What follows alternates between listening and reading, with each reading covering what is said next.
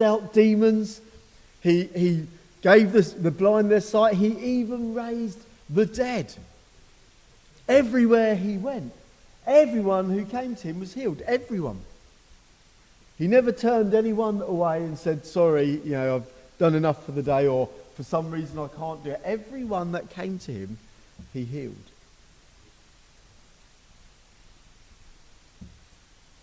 Now just think about this. If you could either rewind 2,000 years ago to the area where Jesus is here now, Jericho, and you was living in that time, and you heard about this Jesus that there's been all this talk about coming to your town, I bet you, like me, would have got out and been among those crowds, wouldn't you? Or to put it slightly different, imagine that Jesus didn't come 2,000 years ago, but 2,000 years later. And it wasn't to the Middle East, it wasn't to Israel, but to England. Imagine that. And we've been hearing all about him, and we've heard that he's come to Brighton, and in fact, he's over in Queen's Park. You and me, we would all be over in Queen's Park, wouldn't we? Wouldn't we? We would all be among the crowds. I'm sure of it. Because we'll have heard of him, and why would we be among them? We'd be wondering, wouldn't we? Like the Israelites then, is he the one? And are we going to see for ourselves? Are we going to see him in action? We've heard about him, and we'd be there because we want to see for ourselves, don't we? I'm sure that's why the crowds were there. They wanted to see the one they've been hearing about, to see, is he actually the real deal? Is he the real deal? And if he really does do these things, then maybe he really is the Christ, the Messiah, God's chosen king. We would have been among them. I remember before I became a Christian, okay, this is probably about a few days before, very much aware that God was real, that Jesus was real, that Satan was real, that I was lost. I knew all of that. I had full conviction of sin.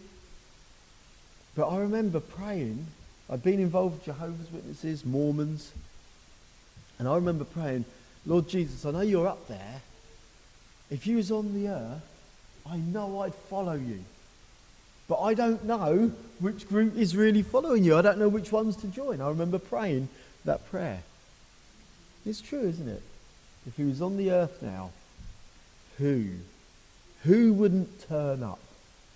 Yeah, everyone in Brighton would, wouldn't they? Everyone. And so wherever Jesus went were the crowds. The crowds loom large throughout his ministry. So we've got the crowds there. And then we got our other two characters, two blind men, verse 30. Two blind men were sitting by the roadside. And when they heard that Jesus was going by, they shouted, Lord, Son of David, have mercy on us. So here's these two blind men sitting by the roadside. They didn't have, as you'll be well aware of this, they didn't have the NHS. It's true, is it? They didn't have a safety net like that. And so if you was blind and you couldn't help yourself, you didn't have family, you were done for. You were on the streets. You were on the streets, and your hope was that someone would chuck you a bit of bread or some money, and that someone would go and get you some stuff from the market with what money you'd been able to beg. And you'd have been pretty unclean. Our equivalent would be people who are homeless, who we see around Brighton, don't we? We see them on the streets. That would be the equivalent, really, of these blind men. Outcasts, cast outs, down and outs. People that people would walk past, and maybe if they had a bit of mercy, as I say, they'd give them a bit of money. That was these two blind men. They were the down and outs of their society. And then, of course, the third character the Lord Jesus. And we're going to come to him in a few moments. Now, as we think about what this teaches us, we're going to be going between the crowds and the blind men and Jesus back to the crowds and just seeing their interactions and seeing, learning from what's happening here. And we'll learn about ourselves, we'll learn about people in general, and we'll learn about the Lord Jesus. A couple of things to notice, though, as we get into it, is the context that this is happening in. If you go to the Gospel of Matthew, same chapter, verse 17 though, a bit earlier, Jesus predicts his death. He doesn't just predict his death, he also makes it clear where they're going. He's going to Jerusalem to die. Now, at that point, they're still in Galilee, they're up north. Okay? So they're going to be coming down to Jerusalem. And this is what Jesus says. Now, Jesus was going up to Jerusalem. It says going up because it was on a hill. They were going to go south and then up to Jerusalem, okay? Now, Jesus was going up to Jerusalem. On the way, he took the 12 aside and said to them, "We are going up to Jerusalem, and the Son of Man will be delivered over to the chief priests and the teachers of the law. They will condemn him to death and will hand him over to the Gentiles to be mocked and flogged and crucified. And on the third day, he will be raised to life." So he's predicting his death and resurrection. And he's saying we're setting out, and that's where we're going for. That's where it's going to happen. And so they're on the journey. In fact, they're already on the journey when Jesus speaks to the disciples about it. And then the next thing that you find is the disciples, they didn't really get what he was saying, did they? In fact, the next thing that happens is James and John, they've been speaking with their mum about maybe wrangling it so that they can get the best places when Jesus comes into his kingdom. You can imagine them, talking about it. So, "Mum, go and ask him." And off she goes and asks him, when you come into... So Jesus has just predicted his death. This is weighing heavily on his heart. And they're angling for positions of power in his kingdom. They've completely missed what Jesus is about. And then, in fact, all of them have missed it, because when the rest of the disciples find out, what do? They become indignant with the disciples, with James and John. Why? Because they were going to be hoping for those positions, and the sneaky little rascals, they've gone up there and got in there, ahead of the rest of them and tried to, jump the queue, as it were. They were indignant, not because it was heavy on their hearts that Jesus was going to go and be crucified, but because they wanted those places. Completely missed what Jesus was saying. So they were there's an obliviousness. There's people say, ignorance is bliss, don't they?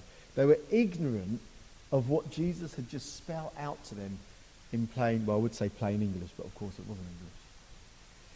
And so Jesus settles that argument. But look at what he says in verse 27. We'll read from verse 26. So at the end of this business with all the disciples, he says, "Not so you." Oh, we'll go back to verse 25 actually. Jesus called them together.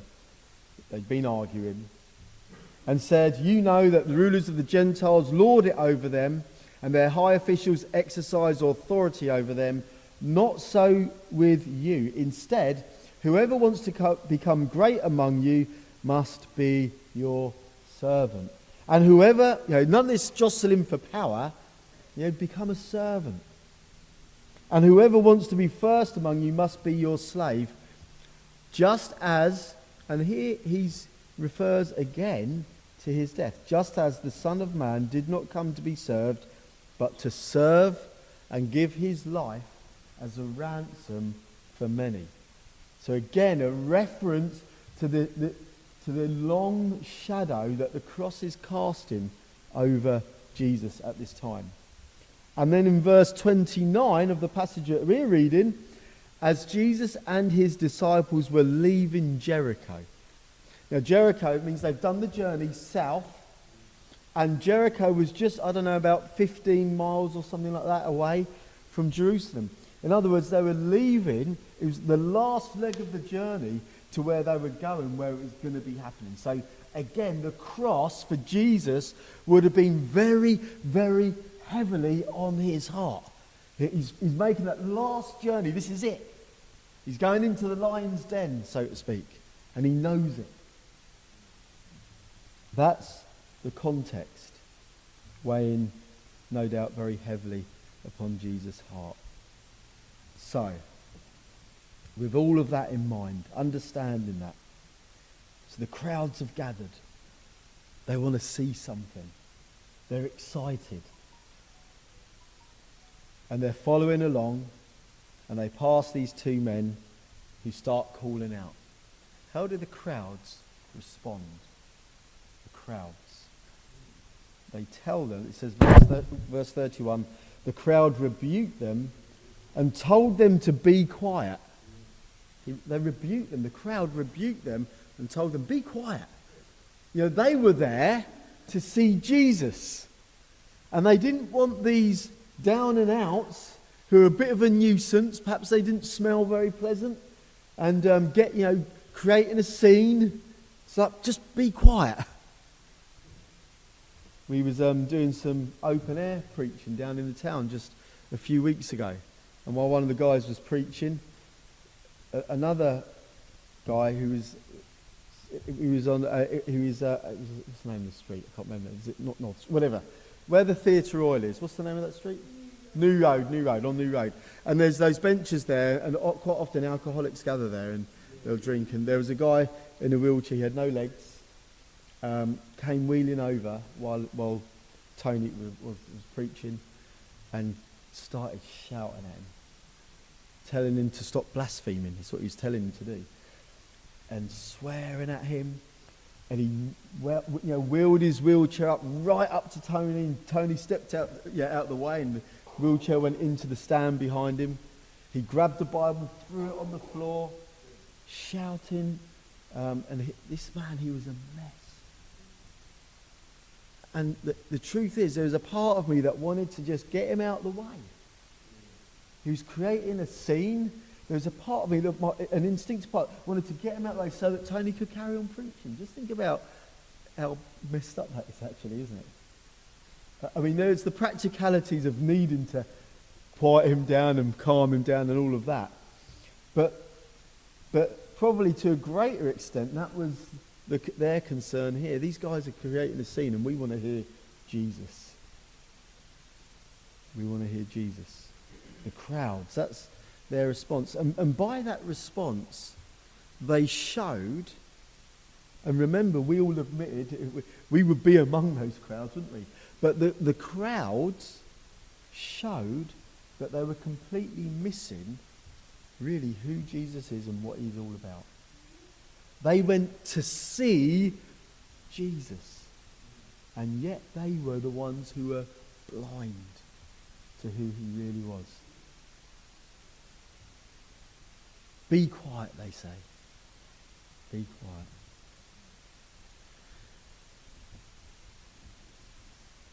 Probably that what the crowds were hoping for, almost certainly from Jesus, was that maybe he is the Messiah. And if he is, he's going to come and overturn the Romans and make their lives better.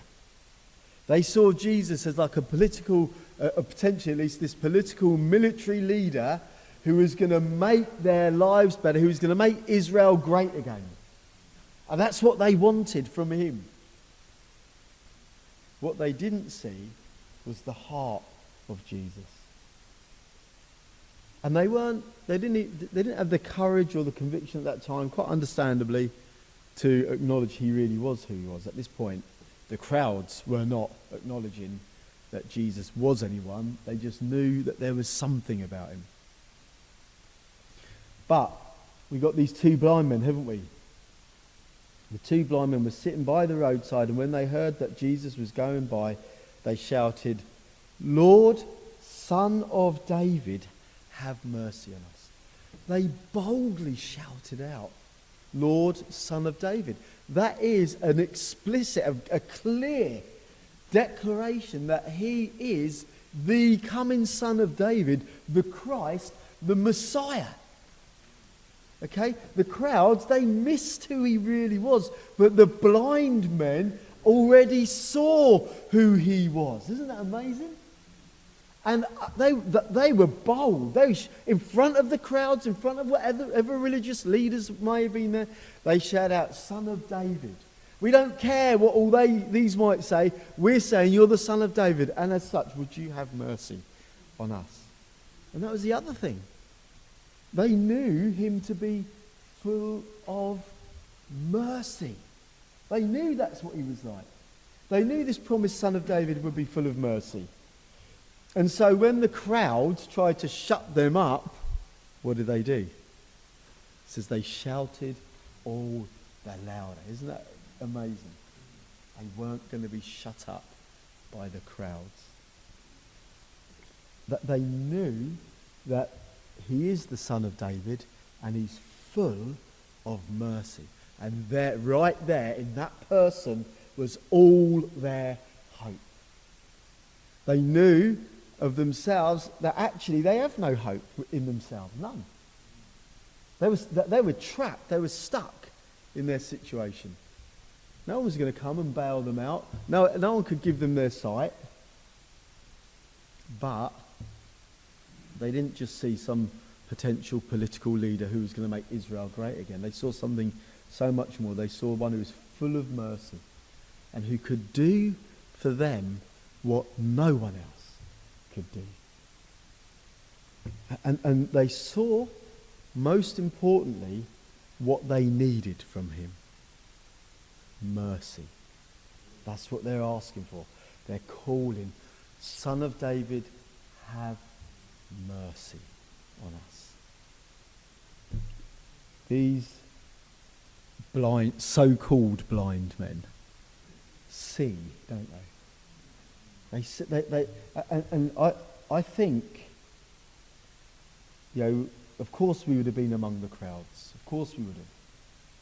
But we want to be more like those blind people, don't we? And being among the crowds doesn't mean that we buy into everything the crowds are about. But, I think we can sometimes as believers switch between being like those blind men or being like the people in the crowds. When we feel our need, then maybe we become more like the blind men. We feel our need and we see, actually, this one he's the only one. He's all my hope. And we'll ask him for mercy and we know he's merciful. It's a wonderful thing. Whenever we come to the Lord, appealing to his mercy, acknowledging our own brokenness, hopelessness, helplessness, just like these blind men, then he'll respond. We'll look at Jesus' response in a moment. But here's the thing. When we're not feeling that, then we can very easily slip into becoming more like people in the crowd. They were probably quite self-reliant, self-sufficient. They probably didn't feel that they needed him personally. They didn't feel that they were lost or broken. They didn't feel that they needed forgiveness and actually that they'd be shut out from God without it. What they thought is that here's someone that can make my life better, that can bring some security to my life, that can maybe bring, just improve things, make it a lot better and secure. You see the difference? That's what they wanted. A military leader who would overthrow the Romans, establish the kingdom so that Israel was now ruling over itself and this ever-expanding kingdom, that there was going to be victory and finance, prosperity and milk and honey and all of that stuff. That's what they were really hoping for. Jesus could help them get that. And we can slip into that. Lord, I'm okay, but can you do this for me? Kind of thing. And we see him as someone who might get us that job. Now that's good. We want to pray about all those things. But it's recognizing actually we need him always. We always need his mercy. There's never a moment when we don't need his mercy. And the wonderful thing is Jesus' response. Let's have a look at his response. As Jesus and his disciples were leaving Jericho, a large crowd gathered and followed him. 2 blind men were sitting by the roadside, and when they heard that Jesus was going by, they shouted, "Lord, Son of David, have mercy on us." The crowd rebuked them and told them to be quiet, but they shouted all the louder, "Lord, Son of David, have mercy on us." Jesus stopped.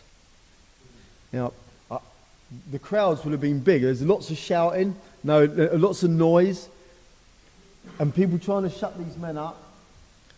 But Jesus stopped. He heard their cry for mercy amidst all of the clamour and the noise and everything else that was there. Somehow, it's like Jesus has got ears that, big satellites that tune in to cries particularly for mercy. He just homes in. People that have faith and appeal to mercy, he homes in on them. He doesn't miss them among all the clamour. It would have been easy to have just been getting swept along with all the crowds and all the noise, but no. Among all those crowds, there's 1, 2, and he hears them and he stops. None of the crowds would have stopped for him, but Jesus does. He stops. Stops what he's doing, stops where he's going. And it says he called to them.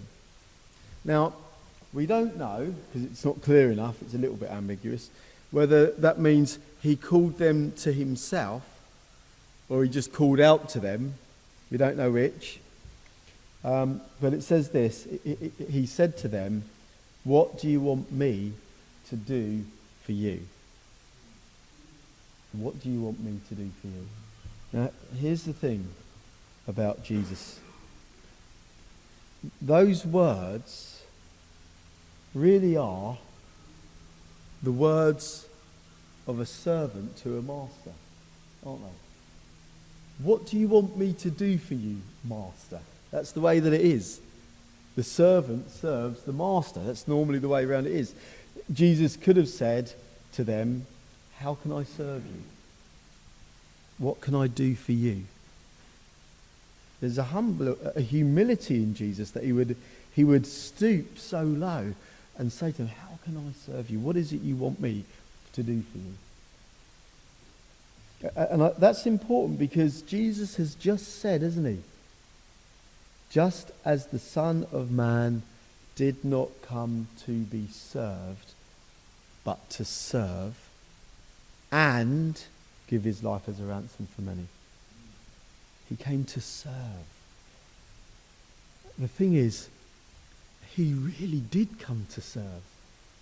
And that's what he was doing. He was serving these helpless, hopeless, cast out, outcast, down and out, blind men. He served them.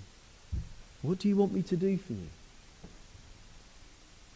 And whether they came to him or he went to them, that gap was closed, wasn't it? Because he touched their eyes. He touched their eyes. He closed that gap one way or another, touched their eyes, and their sight was restored immediately. It's just amazing, isn't it, how the scriptures in such a short passage say so much and in such an amazing way, isn't it?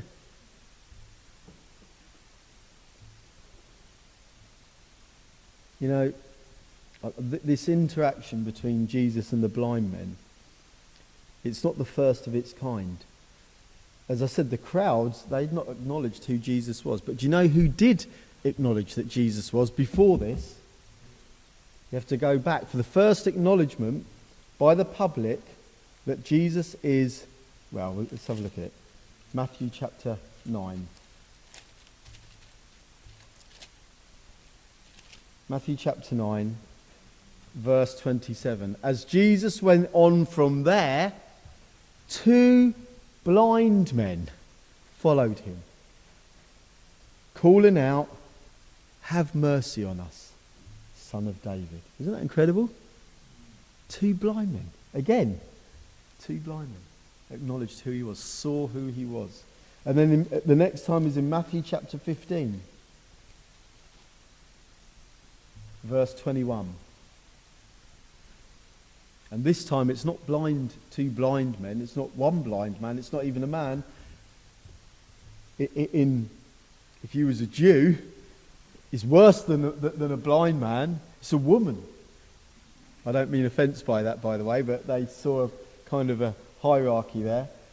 Not just a woman, but a Canaanite woman. The Canaanites who Israel, under God's command, displaced because they were so unclean, so evil, so, hopeless. But here it's a Canaanite woman that calls out to him, Lord, Son of David, have mercy on me. God's communicating something, isn't he? Here. Have mercy on me. And then we got these two blind men, exactly the same thing. And you got every time they come to him, acknowledging their own need. The Syrophoenician woman, she said, Lord, have mercy on me. Might have told him about her daughter. Jesus wasn't going to heal, was he? He wasn't going to raise her. But what did she say? Jesus said to her, it's not right to take the bread from the children and throw it to the dogs. I mean, that is quite an insult, isn't it? And she, in humility, responded, but Master, even the dogs eat the crumbs that fall from the Master's table. Isn't that a wonderful response? No wonder Jesus, that appeal for his mercy. Every time. No, it doesn't matter who we are, how we may have messed up. It doesn't matter how broken we are or how much of a right we feel we don't have, how much we feel we've blown it or whatever. When we come to him, appealing to his mercy, acknowledging who he is always going to respond to that. He's always going to respond and pour out his mercy and grace. That's when we come to him like that. So as you sort of, just before we come to the very last bit really, just take a moment to reflect about yourself and your own relationship right now to him. Do you see yourself, is your pattern of response at the moment, at this time in your life, more like the crowds? Trying to get him to get things done for you and help you get things done to make things better? Because the response of the crowds, that kind of response doesn't lead anywhere good. The crowds, just a week later, they did acknowledge that Jesus is the Son of David, didn't they? When Jesus rode into Jerusalem, chapter 21, so it wasn't a week later, but it was a little bit later. As he rode into Jerusalem, the crowds again, there they are, finally acknowledging who he is. They lay their palm branches down and they sing Hosanna to the Son of David. They're finally acknowledging. But it's a shallow acknowledgement, because a week later it's the crowds again. And this time they're not singing Hosanna, they're shouting crucify. Crucify. See, Jesus ended up not doing, they began to see he's not what we thought. He's not going to do what we wanted him to do. And their hearts were hardened. But the story for the crowds doesn't end there, does it? Remember, we're thinking about the amazing mercy, grace, and kindness of Jesus. Because the next time the crowds feature is in Acts chapter 2. isn't it? Where Peter preaches his first sermon. And he says, and you, the crowds, you, with the help of wicked men, put him to death, but God has raised him.